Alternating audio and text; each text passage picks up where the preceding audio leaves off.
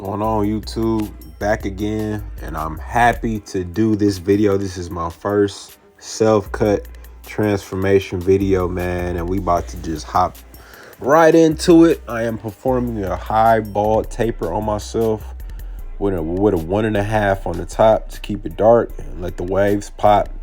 Right now, man, I'm just combing myself out, getting everything untangled, so when the clippers go through, man, they can go through flush.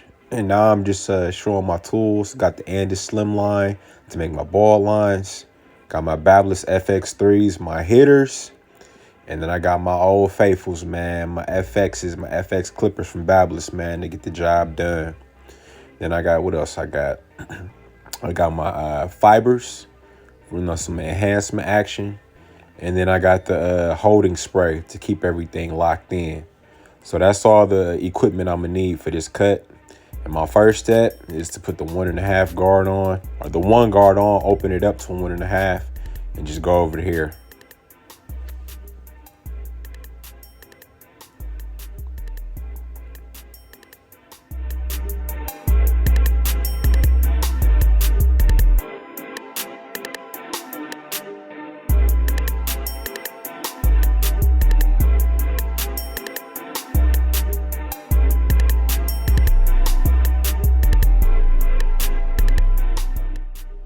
And you want to have good strokes and make sure you go through everything, whether it's you go through one time, comb it out, go through it again, just because you want to make sure you got all the hair cut.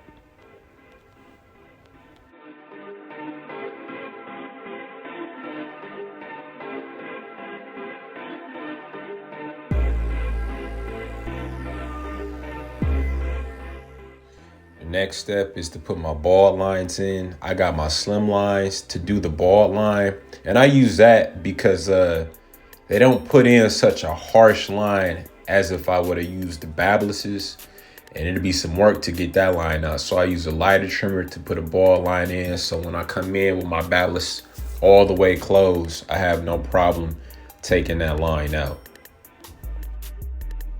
And if you notice, I'm gonna use the finger technique to make sure I have each ball line even, because it's not a good thing, man, when you got the lines uneven and then one side is higher than the other. So I'm just making sure I double check to make sure both sides are symmetrical.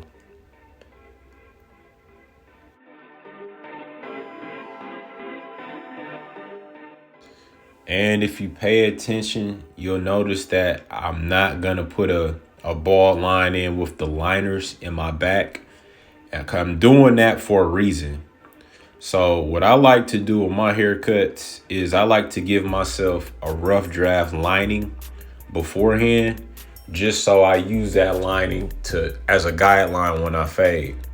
And I don't want to put a guideline in the back with the liners, just because I want to use all that hair to get the crispiest line as I can in my back. And then I'm gonna go with the Babyliss all the way closed to put in my initial guideline. I do that just because it makes the line pop when I take less hair out. And then after the line is in, I'm gonna go back with my my Babyliss's, and not my Babyliss's, but my slim lines, and just clean the line up and clean my neck up too. But it's a reason for that, and you're gonna see at the end of the cut.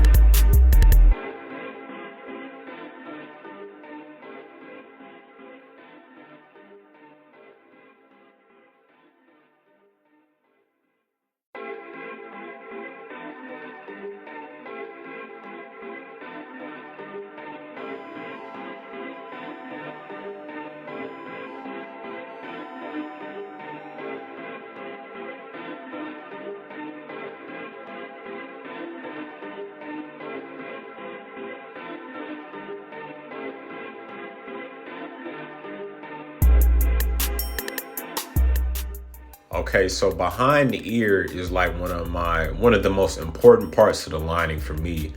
I know in the past I've had trouble because sometimes I'll try to make the line so crispy. I'll push the line up so much over the ear that it don't even look natural. Then I end up having to scrap the haircut and just give myself a fade just because I didn't like how the line looked. So to any like beginner barber, man, try to keep that line as natural as possible. And now I'm just taking the battles lever open and making my first, well, really technically my second guideline. And what I'm pointing to my line for is I want to leave that line dark as much as possible. The edge of the line dark, so when I fade, it'll pop. That's why I like to give myself a pre-lining beforehand, just so I know where to fade and where to keep it dark and where to really go in with the fade. Just so this technique is key. If you don't want to use enhancements or you don't have any more, and you can still have the line pop and you don't even have to use anything just because you kept it natural and you kept it dark when you were fading. So that's why I like to use this technique.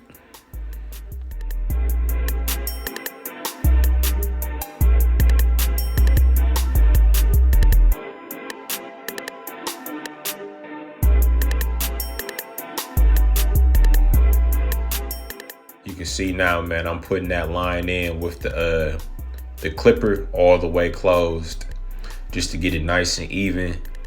And when it's time to reline that line, you'll see how it pops because I left some extra hair there, and now I'm just going up all the way open to make that second guideline.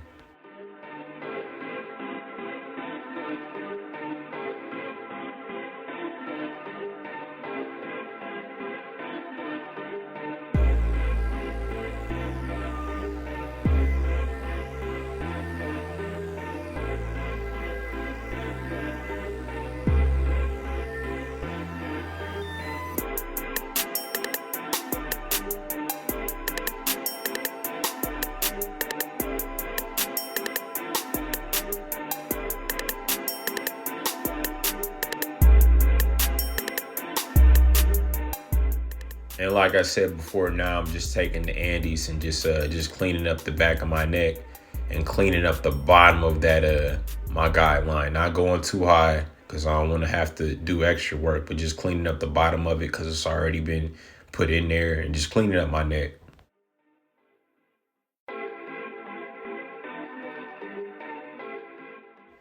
Now it's time to finish the taper. I'm taking my my number 2 guard to debulk and clear out that base.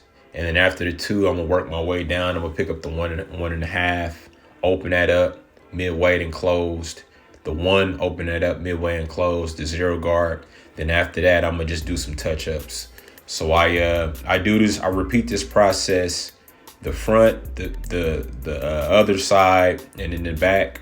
And actually, also what I do is I take the number 2 guard and I go actually all the way around the bottom, right underneath the occipital bone of my hair, just to take off some weight so I can make the lining in the back of my head pop. Like, it's not enough hair to where it's gonna look like a fade, but those areas can get kind of bulky. So I just take the 2 and then the 1.5 and just go around the head just to lighten up those areas so the line will pop. I think the camera was off when I did it, but that's just a little tip for barbers. So if then you're having trouble, with the back of the back lining or the nape lining, take a 2 or take a 1.5 and just go over against the grain from the side of the head all the way to the back, open it up all the way to close, and just go over those areas just to lighten them up and debulk them a little bit. And I'm telling you, man, it's gonna make your lines pop in the back. Trust me.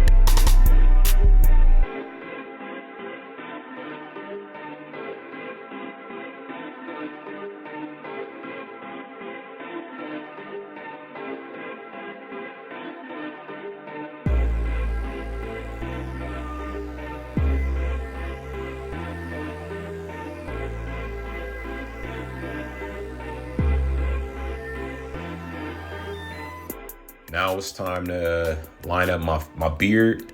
Before I actually had a little goatee and I let everything grow in. So I went over everything with a 1. I wasn't able to get that on camera, but I went over everything with a 1. And now I want to keep everything nice and natural, and I want to keep the line up as high as I can because I like that like 5 o'clock shadow look. I know this is a little darker than that, but I like a nice low, even high beard. So that's the look I'm trying to get with this. I'm keeping everything nice and high and just trying to keep everything even.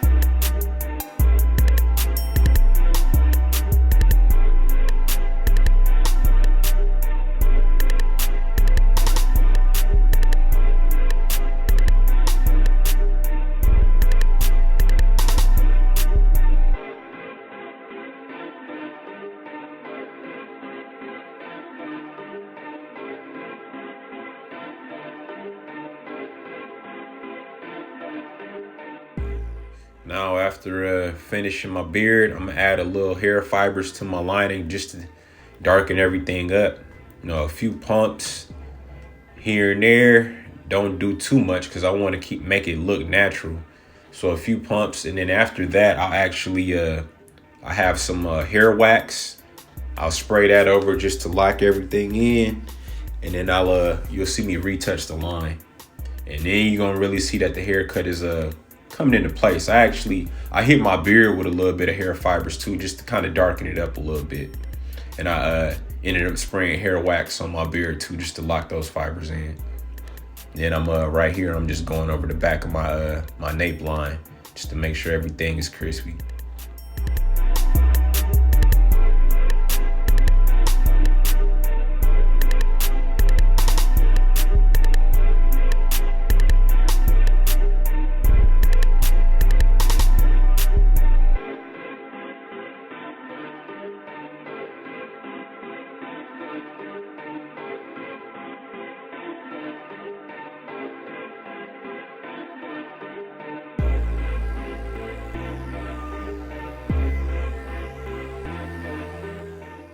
Now right here, the haircut is pretty much done. I'm just doing some last minute details. I've already applied the hair wax. So now I'm just going over that line to, touch it up and make sure everything is crispy, nice and even. I didn't have it on camera, but I even picked up my balances and just detailed the fades, my little tapers, just to make sure everything was flush and clean.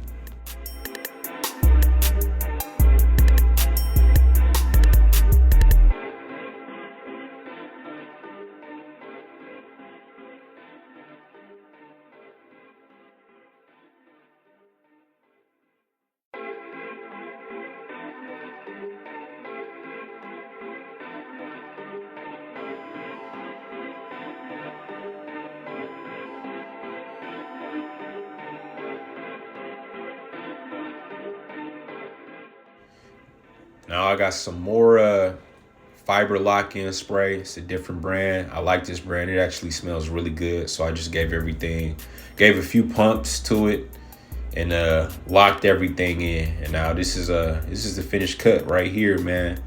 High taper, kept it dark so the waves could pop on top. Feel like I got myself together, man. Y'all tap in with me, man. Subscribe to the channel, man. I really appreciate it, man. I'm trying to grow the channel and keep this thing going, man. I got a passion for it. So I'm gonna continue to go hard with it, man. I got time invested, got money invested, so I'm not gonna shortchange anybody. So I just ask that you give me a look and tap in with me, man. I love y'all, and y'all take it easy.